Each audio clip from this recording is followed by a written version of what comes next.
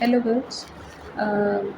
मैं आपको जीएसटी पढ़ाना जा रही हूँ आज, और उसमें आपको कुछ इम्पॉर्टेंट क्वेश्चन जो कि उम्मीद होती है कि एग्ज़ाम में आएंगे, उन्हीं को हम लोग डिस्कस करेंगे। सबसे पहले ये क्वेश्चन आता है कि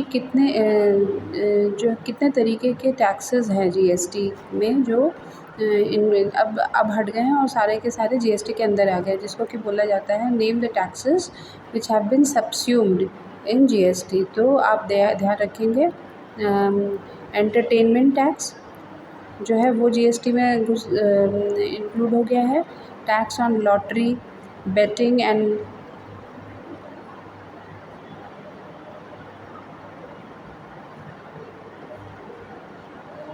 ना lottery, betting and gambling, then entry tax,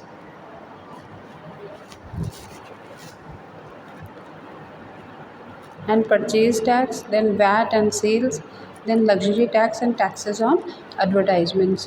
ये सारे जो टैक्सेस थे, पहले इनका पैसा स्टेट गवर्नमेंट के पास जाता था, अब ये सारे के सारे जीएसटी के अंदर इंक्लूड हो गए हैं। अच्छा, तो जब ऐसा है तो आपको ये भी जानना होगा कि what were the taxes of the central government, है ना। तो आपको इसके लिए central government taxes subsumed in GST are central excise duty and additional excise duties. देखो, एक्साइज ड्यूटीज़ का मतलब होता है कि कोई भी वस्तु जो कि मैन्युफैक्चर हो रही है कहीं पर, उसको मैन्युफैक्चर करने के लिए एक सर्टेन ड्यूटी देनी होती है, that is what is called excise duty. तो और वो जो ड्यूटी होती है, वो जो पैसा दिया जाता है, वो सेंट्रल गवर्नमेंट के पास जाता है, तो उसको जो है अब जीएसटी के अंदर इंक्लूड कर दिया गया है। फिर सर्विस टैक्स को जीएसटी के अंदर इंक्लूड कर दिया गया है, ठीक है। फिर excise duty under medicinal and toilet preparation, वो भी सेंट्रल गवर्नमेंट टैक्सेस में जो था वो जीएसटी में इंक्लूड कर दिया गया है।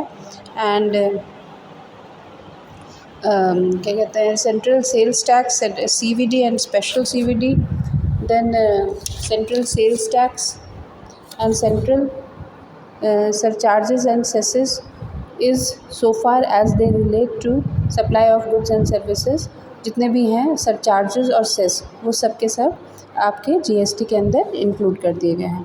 नाउ अगर आप लोग अब इस टेबल को देखें कि कंप्यूटेशन ऑफ जीएसटी, कैसे जीएसटी को कंप्यूट किया जाता है, इसमें ये पहला जो एग्जांपल है वो कैसा है, इंट्रास्टेट। इंट्रास्टेट का मतलब होता है कि मान लीजिए उत्तर प्रदेश में ही जो बायर है और सेलर है, दोनों ही कहाँ हैं, उत्तर प्रदेश में है। ऐसे केस में जो है आपका जो local supply of goods and services जो होगा, वहाँ से सामान ख़रीदा जाएगा और उसको फिर लोकल ही बेचा जाएगा। तो supply of goods and services by A to B in the same state.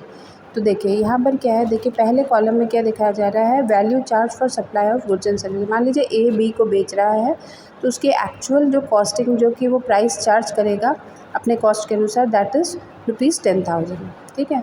अब इस 10,000 में जो 9% का क्या है, सीजीएसटी होता है। जीएसटी जो है वो डुअल होता है, और उसमें सीजीएसटी जो है वो 9%, यानी जब जीएसटी पूरा कलेक्ट हो जाता है उसमें से सेंट्रल गवर्नमेंट को 9% चला जाता है, और एसजीएसटी को अगेन यानी central government state taxes, that is also 9%, ठीक है। तो 10,000 का 9% 900, और एसजीएसटी का भी 9%। तो दोनों ही जो है टोटल मिलाकर आपका आ जाता है 11,800। तो जो बी से कितना प्राइस लेगा A, it will be 11,800। The CGST and the SGST charged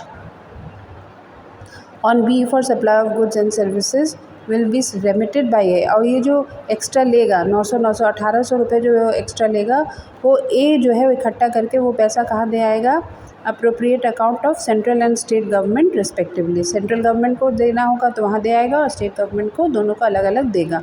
A is the first state supplier of goods and services, hence he does not have credit of CGST, SGST और IGST, है ना। तो इसके पास credit नहीं, मतलब ये कि इस जितना इसमें कैलकुलेट होकर उसका सीजीएसटी या एसजीएसटी आया, उसे वो पूरा ही सरकार को देना पड़ेगा, क्योंकि वह क्या है, वो फर्स्ट स्टेज सप्लायर है, ठीक है। अब जो वो वस्तु जो कि बी ने ख़रीद ली थी, supply of goods and services by B to C, यानी अब वस्तु जो है बी ने ख़रीद ली है और सी को ही वो बेच रहा है। अब सी कहाँ रहता है?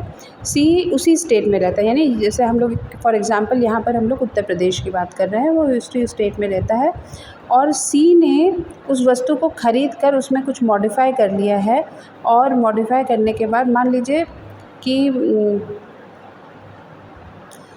जब ए से बी में था तो उसने गेहूँ ख़रीदा था और बी ने जो है सी में जब सी को बेचा तो वहाँ पर उसने गेहूँ से आटा बना लिया, ठीक है। तो उसमें वैल्यू एडिशन करके उसका जो प्रॉफिट है वो कितना कर लिया, 20% और उसकी वैल्यू बढ़ा दी।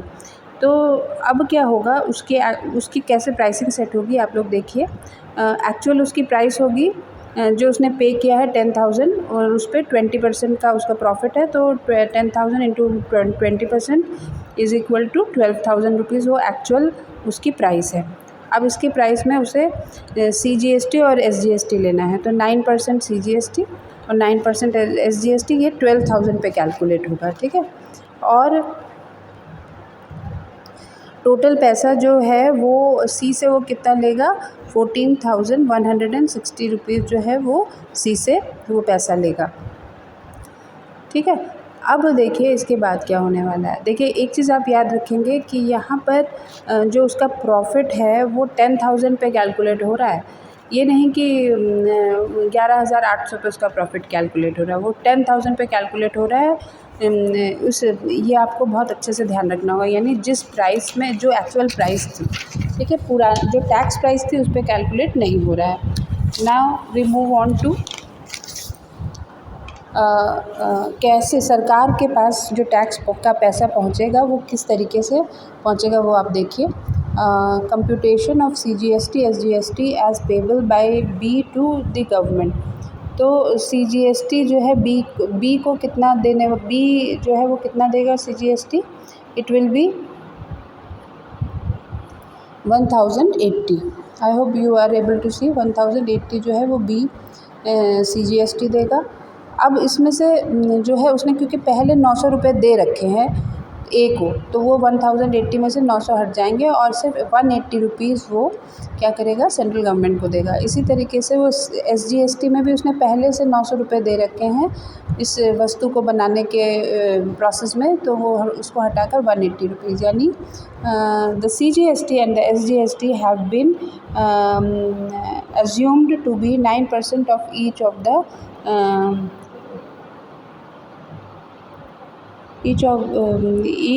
9% each for the sake of simplicity, ठीक है। ये बात तो है 9% है और उसमें से सेंट्रल गवर्नमेंट और स्टेट गवर्नमेंट को 180 रुपीज़ मिल जाएंगे, ठीक है। अब आ जाता है आपका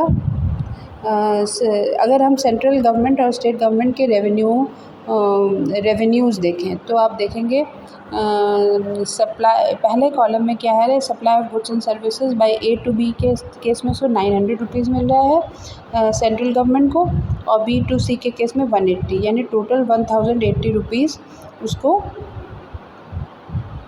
जो है पेमेंट जो है सेंट्रल गवर्नमेंट को मिल रही है, ठीक है। और इसी तरीके से स्टेट गवर्नमेंट को कितना मिल रहा है, उसको भी 900 और 180, ये टोटल 1080 रुपीज़ जो है उसको पेमेंट के रूप में सेंट्रल गवर्नमेंट से मिल रही है। नाउ ये आपका हो गया इंट्रा स्टेट सप्लाई, ठीक है। नेक्स्ट वीडियो में आपको मैं इंटर स्टेट सप्लाई के बारे में बताऊँगी।